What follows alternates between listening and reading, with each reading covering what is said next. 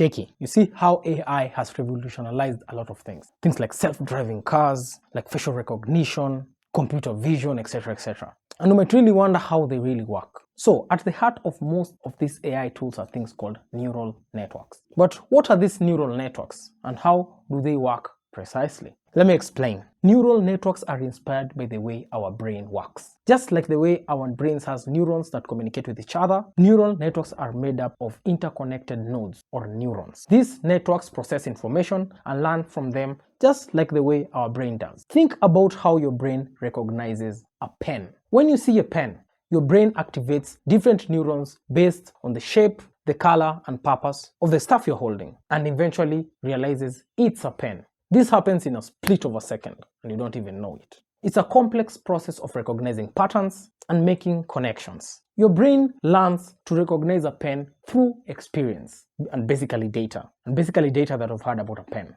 like the color, the shape, etc. And this is the same way a neural network works. So how would a neural network recognize a pen? Let's say we want our neural network to recognize a pen. First, we feed it information of pens of different shapes, colors, width, weight, etc., etc. Each image we have given it is broken down into pixels, just like the same way our brain internalizes or processes visual information. The network analyzes these pixels and starts to learn patterns. Just like our brain strengthens connections between neurons as we learn, the neural network adjusts its connections to better recognize the pen. Over time, it becomes better and better at recognizing pens, even if they look a little bit different. Another way to think about neural networks, think of neural networks as a set of building blocks. Each layer of building block represents different features the network learns. The first layer might recognize basic shapes like circle, rectangle, hexagon, etc. The next layer might identify color. And the final layer might put all these things together to identify a pen.